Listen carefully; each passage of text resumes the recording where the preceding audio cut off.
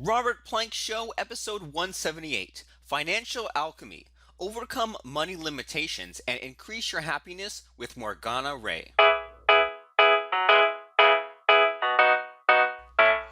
Hey everyone, and welcome back to the Robert Plank Show, where we talk about making money. Our guest today is Morgana Rae, and she's a three-time international #1 best-selling author and sought-after teacher and retreat leader with over 20 years as a leader in personal development. She is widely regarded to be the world's leading relationship with money coach. Morgana's groundbreaking program for creating wealth has featured her on ABC, NBC, Fox, PBS, NPR, CNN, Yahoo Finance, and the Wall Street Journal Online. She was named a top woman in e-commerce by We Magazine, and she's been a featured expert on platforms with Deepak Chopra, Wayne Dyer, Marianne Williamson, Joe Vitale, and many others. Morgana's books, recordings, magazine articles, and classes have impacted the lives of hundreds of thousands of people worldwide, and she writes, speaks, and coaches from a desire to empower idealistic entrepreneurs, coaches, authors, and artists to have a big impact in the world and to heal the rift between heart, spirit, and money. We're going to talk about lots of fun stuff today. Hey, Morgana, how are things today? I am terrific. Thank you for having me. I'm glad you're here, and I'm excited to talk about this money stuff and this relationship with money stuff. And so, like, I've heard a little bit about this, not too much, but from what little I heard, it seemed almost like money almost like has a life of its own, and there's like a spiritual and almost like a sexual component to it. Is that kind of on the right Uh, track? Ideally, yes. That's I've been coaching for over 20 years, and the number one excuse that I hear for everything we can't have, do, or be is money. So money becomes the monster in our lives. Although we think consciously, we pretend we like it because of the things we want to get with it, but it's also the bad guy. And so we have this really personal relationship with money that is sort of invisible. It's the guy who gets in the way of whatever we want, the I can't afford it problem. And so what happens is while we're consciously pursuing our goals, we have this unconscious battle going on, which can make it feel like we've got the brakes on. Or very often, with my really high income clients, what happens is they know how to make millions, tens of millions, hundreds of millions of dollars, and they become targets of lawsuits, or they're afraid of losing what they have, or they become the bank to everybody and not love for themselves, which gives them a super powerful unconscious reason to get rid of it. And we don't want that to happen. Right, and I can totally relate to that, and I think that we all know at least one person, either in our past or our present, who has used that excuse and said that money is in the way of me getting what I want, and then those people where once they get money, then the rest of their life suffers, or even the kind of people where you might have had a friend or a family member who was a really nice person, but then once they had money, they became just like this total jerk, and so I can completely relate to that. And to money is the monster, money is the beast. Money, if it's not handled right, can almost like make us the slaves to it, right? Yeah, yeah. And it can be the substitute for what would really make us happy. And then it becomes this addiction where there can never be enough and we're driven by fear. I really believe that the only things that make human beings happy, it's really simple. It's love, lifestyle, and legacy. And either money is making those things better or it's not. And if it's not making your life more loving with family, partner, all that, a better lifestyle with time and freedom and health and a legacy that makes the world a better place according to your values. If money is not supporting all of those areas, you've got a problem with your relationship with money and you deserve better. And we need to change it so that you don't have to get rid of it down the line. And what I've noticed, you mentioned a minute ago about it being this spiritual and even sexual thing. That's something I figured out sort of accidentally over the years, coaching so many clients through this process I created called financial alchemy. And I'll talk about that and why I call it that in a minute. But I noticed early on, the people who were getting the big financial results when we changed their money person from the monster archetype to the new one, the people who were making the big money, their new relationship with money was kind of sexy. And the people who just had like very friendly, pleasant relationships with new ideas of a money person being like God or Oprah or Gandhi or a fairy or a future self or even a dog or a cat, God forbid, uh, they weren't really seeing results. So everything that I teach, I actually teach because my own clients taught me what works. And this year has been a really, every year it just gets bigger and bigger. And this year I've had 3 clients break through the 7 and 8 figure range, where one woman who went with me to my Bali retreat in May was already brokering a 7-figure deal by the 6th day. A client hired me. She was an employee. She ended up buying a $3 million data company, which she's on track to grow to $30 million in the next 3 to 5 years. And then I ran into a former client of mine in May when I was speaking at her event in Sun Valley, Idaho. And I found out when she was introducing me to this big room of hundreds of people, that was when I found out what happened after I coached her was she made $12 million over the last 3 years. And I share those numbers because when I talk about relationship with money and I sound like a woo-woo fairy freak, and I know I do, I feel like I do need to back it up with some real world credibility. Right. It's not just wishing it and things will happen kind of thing. Like you're dealing with Oh, people no, who actually no. are growing their businesses and growing wealth and making their money work for them and all that cool stuff. Yeah, I'm not teaching any kind of like, money fairy that's going to go out and do your work and do your life for you while you sit on the couch, because that just disempowers you. That doesn't evolve you. It's not what you need or the world needs. So instead, what I want to do is uncover your really good unconscious reasons to not have what you really want to have and need. If you are doing everything you're supposed to be doing, if you've been listening to all of Robert's podcasts and implementing everything and you're stuck, it's not an accident. It means that below the surface, below your conscious mind, at the unconscious level, you are protecting yourself from what you are pursuing, and you're not stupid and you're not a loser. There are always really good reasons. And the first step is to bring those out into consciousness so you can do something with them and change it. So it sounds like from what you're saying is that it starts with changing your way of thinking, and that having a lot of money is not bad, or having a little bit of money and being a monk or whatever is not bad, but maybe people need to change their way of thinking and change their relationship with that money. I would go even deeper than that. I know a lot of my friends love to talk about their money mindset or your money story. And I think that's really, if it worked for me, I would teach it. And I failed at that. And I'm a really good student. It didn't change anything for me. My philosophy on mindset is if mindset worked, nobody in America would ever have to go on a diet again.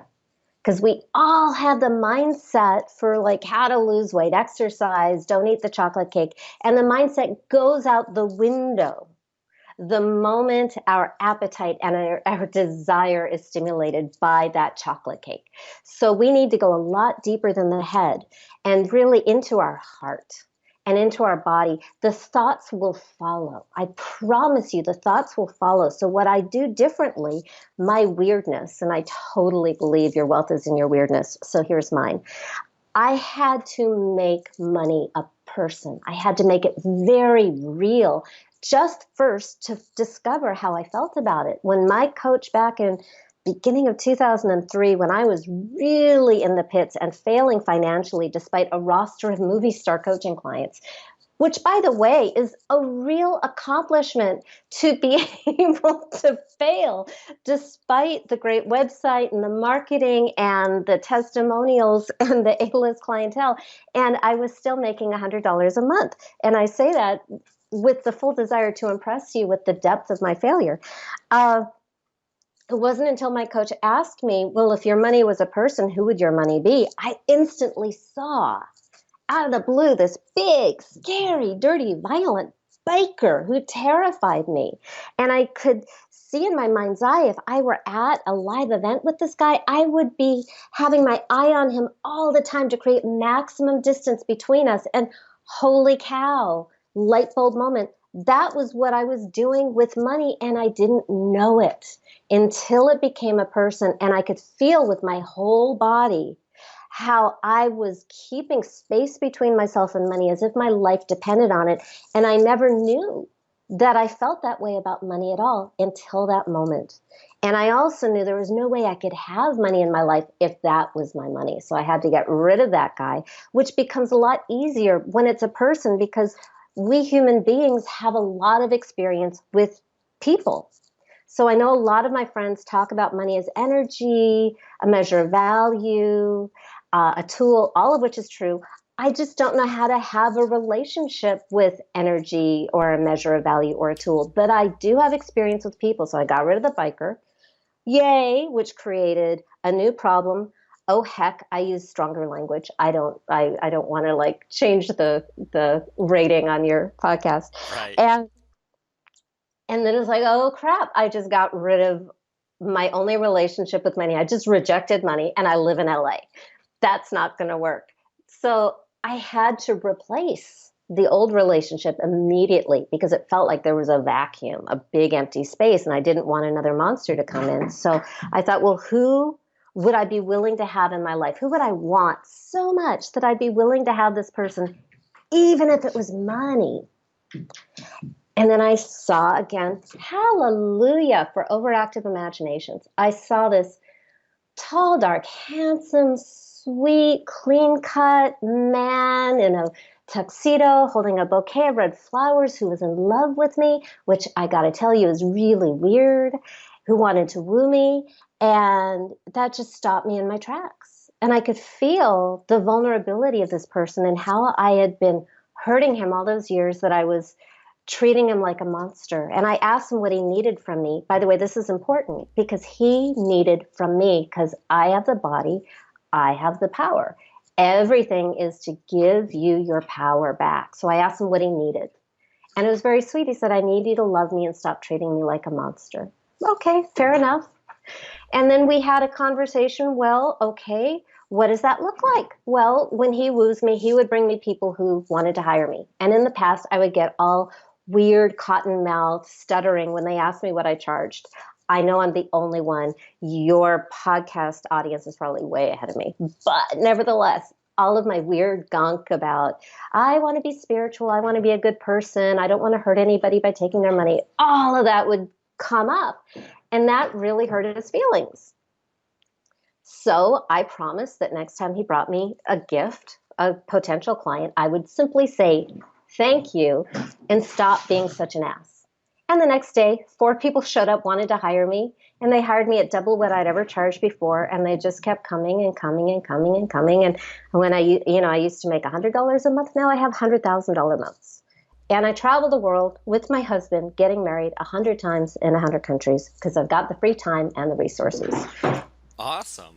And I mean, and there's so much cool stuff to unpack in there, and sort of what's clicking with me as far as you talking about that story, Morgana, and about how you visualized there was the biker, there was the, and it was almost like an abusive relationship, and then you had to Yeah, reject him and bring in more of like the romance or the sweetheart. Like as I'm hearing that, I'm thinking, well, first of all, that even though like it might seem like to some people like kind of a silly thought exercise, but what's cool about that is it actually identifies the problem, and it kind of allows you to, from what I'm hearing, it allows you to maybe tap into your feelings and your, like more tap into your body and feel like, yeah, how money makes you react, as opposed to, like you said, a lot of people just talk in terms of like energy or some abstract thing. And it's like, well, if you're only thinking in those terms, you can't actually identify where the problem is, and it's harder to tell what needs to be corrected. And the other thing that I'm hearing from that is,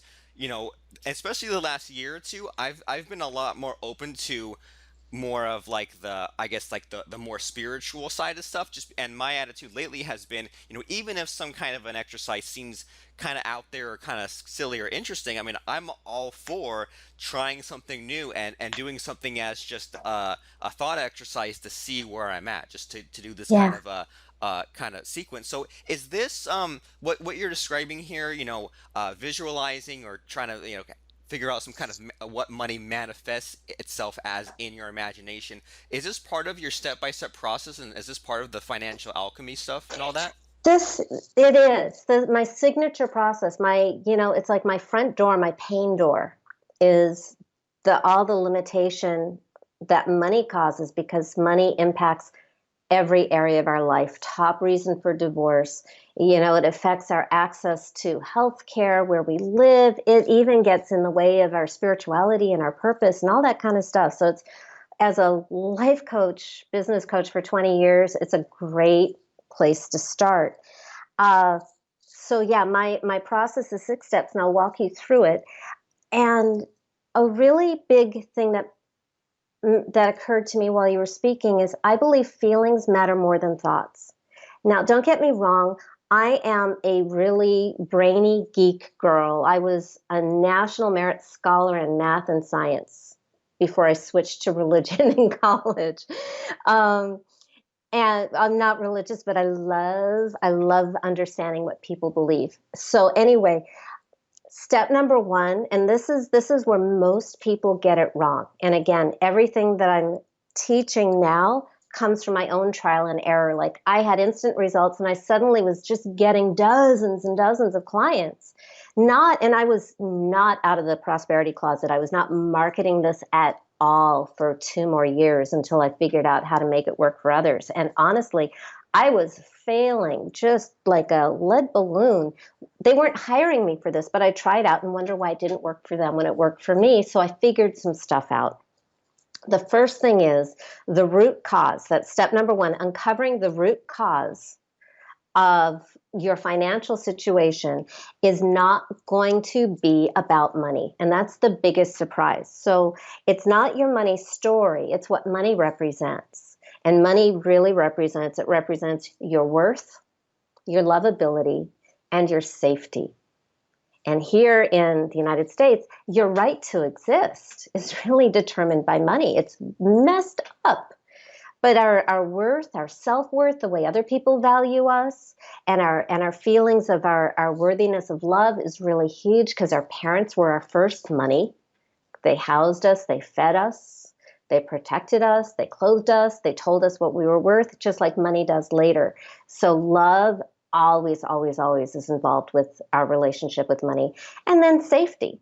So anything that has ever made you feel unloved or unworthy, ashamed, unsafe, any whatever, maybe betrayal or an accident or that thing that you did once that just makes you cringe, anything that makes you feel bad about yourself or about the world is going to be really important here. And just focus on where you have the most energy, the most negative energy. And what we want to do in the first half of the process is go all out negative. So, my apologies to the law of attraction police, but the person who is in the most pain is going to have the easiest time and the quickest results. When I was in Sun Valley and I was speaking on the stage, Marianne Williamson was a speaker, Jewel was a speaker. It was a really great event. And one of the women who saw me speak, a woman named Leslie, came up to me after I spoke and confessed that she was feeling suicidal, which I take really seriously. And I spoke with her because I like most human beings have had that moment, so I know what it's like. And I just told her what I would have wanted someone to say to me what would have helped me. And I just said, you must stay alive. It will get better. And use this to create your money monster. And by the way, she did, because I spoke with her 3 weeks later. She did the process that I'm taking a break from teaching you right now, and I'll get back to it, I promise. But so she did the process 3 nights in a row. She slayed her money monster 3 nights in a row. And on the third night, completed the process and met her money honey. The next day, she received $40,000 out of the blue. Then she did it again a week later and made $10,000 immediately. And then the following week, she and I got on the phone for about 20 minutes. And I learned more about her, and I pointed to some areas of her life where I thought she could find one last really deep, dark monster, and for her to work on that on her own. And then I got an email from her that a couple of hours later, she got an offer on her house, a house that had been for sale for 3 years and had not received a single offer in 2 years. Not only did she receive an offer on the house, but it sold 2 days later. And that is my story about how, if you are in a lot of anxiety and pain, bravo to you, because it makes the first step, a done deal, easy. You don't have to dig very far. Then when you have enough pain, step number 2 is personify the cause. Like whatever is wrong with the world, whether it's in your life or you freak out about animal abuse or climate change or the 2016 election, whatever is going to make you crazy, you imagine that there is a horrible person who is behind it and hates you and is targeting you because it is your relationship with money. The worst thing you've ever said to yourself, it doesn't come from you, it came from this person outside of you. Because when we get to step number 3, we destroy the monster.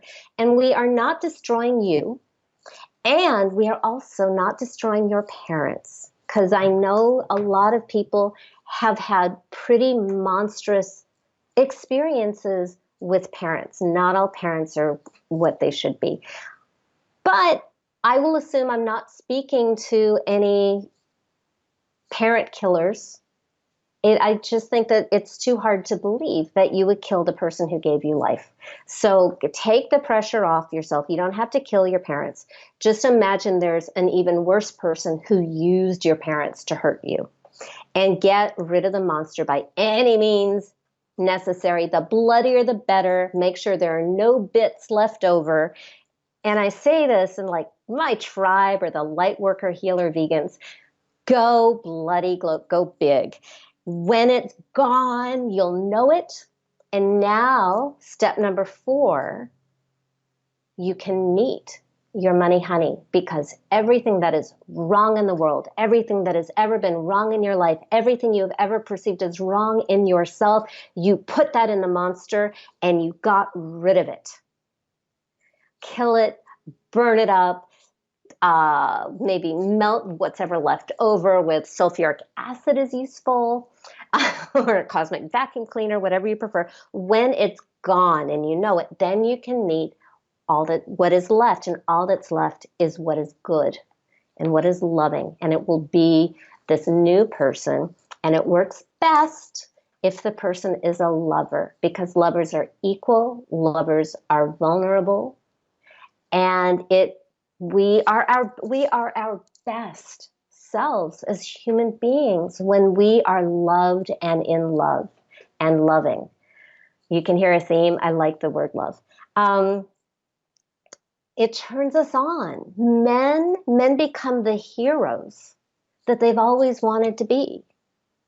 Women get soft and feel safe, and our lives become easier. We become a lot nicer, nicer to be around when we feel safe, and everybody has more sex. But that's for another podcast. Then step number 5 is, now you got a person. Your money's a person. Have a conversation. Ask those business questions. Now you've got like this amazing access to your best wisdom without any of your neuroses. So get your money honey's perspective. Ask your money honey what he or she needs to stay with you. You're going to get much better information than you'll get from yourself, because your money doesn't have any of those limiting hangups. And then finally, take action. And this is big. This is not just positive vibration, vision boards, and blah, blah, blah. Take action, physical action, even if it doesn't make sense. Something about making an agreement with this imaginary person, a commitment that you're going to do something, and then you do it, that's when the money shows up. Like Katie Curtin, she agreed back in 2007, I think, that she was going to go skating. I don't know why. Her money honey wanted her to go skating in December in Ontario, a little cold. She put it off. She put it off. She put it off for 3 days. Nothing got better. She was just so consumed in debt and fear and anxiety and making money. Finally, she kept her commitment, went skating, came home, received $10,000. And I have hundreds of stories like that.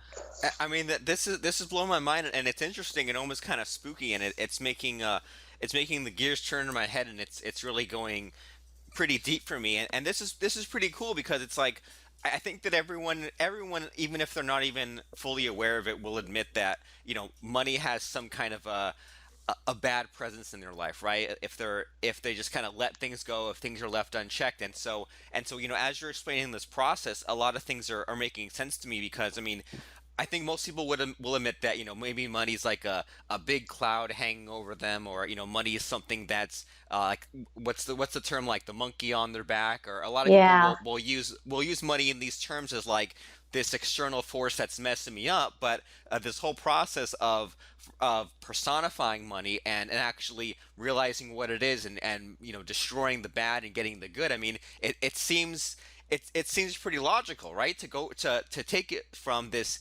nebulous concept, and everyone will admit that money's doing something to them, and there's something that needs to be corrected, but maybe they don't know how. But then by going through this process, it focuses or amplifies the problem, and like you said, if there's more pain, then you can get to the result faster. So it amplifies the pain so that you can solve it and get to the solution. So just to make sure that I'm getting the steps here right, so it's 6 steps. So the first step is to uncover the root cause.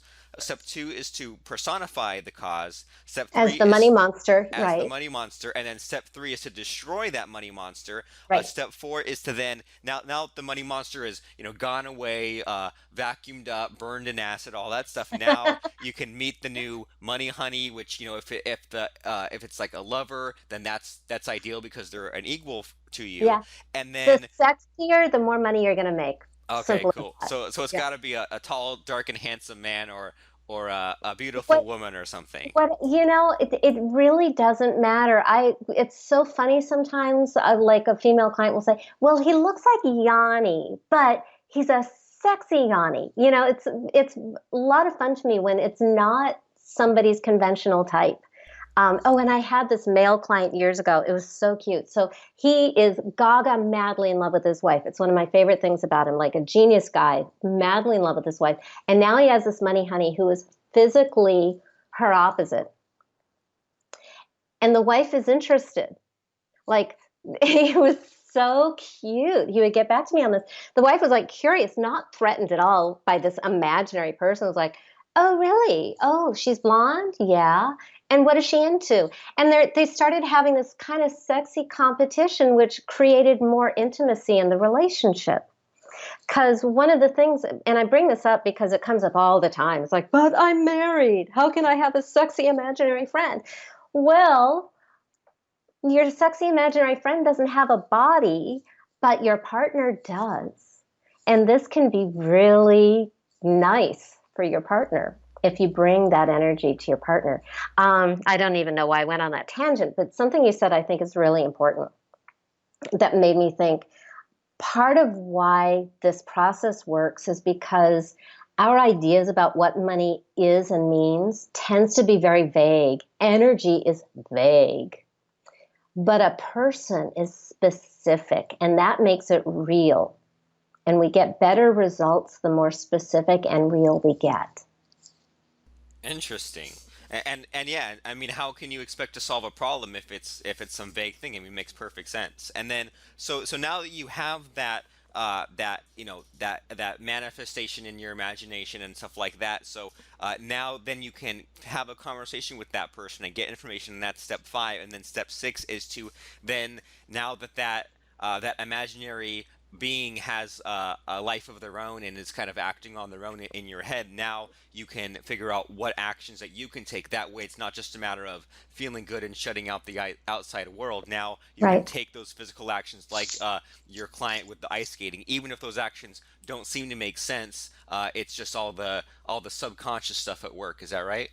Yeah, well, it's actually, I think part of it is the willingness and also the exercise of learning how to communicate and negotiate. Uh, one woman named Lynn wrote to me that her money honey, when she met her money honey, I used to say create, and then people were like in their heads, like, does my money honey look like Jennifer Aniston or Angelina Jolie? And we don't want we want it to feel like a ready-made person. You know, take yourself out of it and just go with the intuition.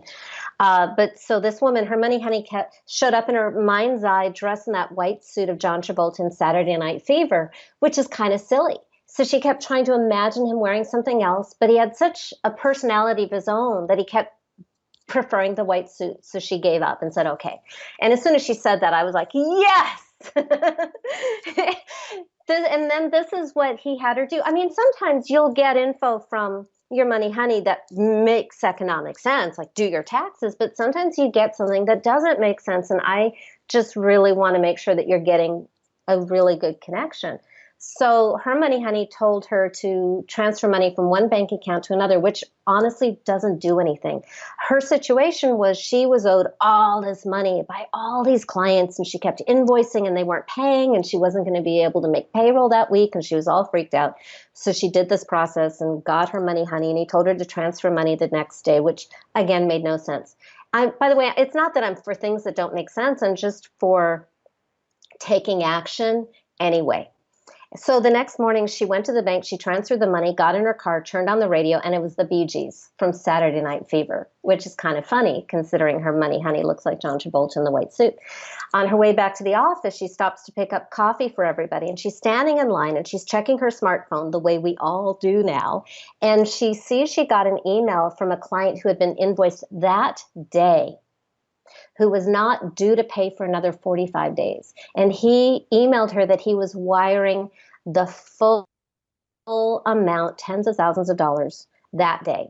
And she looked at the amount and it was going to cover her payroll and her debts and then some extra. And she looked at the timestamp between the deposit slip at the bank and the email, and there was a difference of 2 minutes. Jeez. I know. What took so long? Jeez. I mean that's some pretty amazing stuff, and it's kind of interesting how, I mean, whatever people want to call it, right?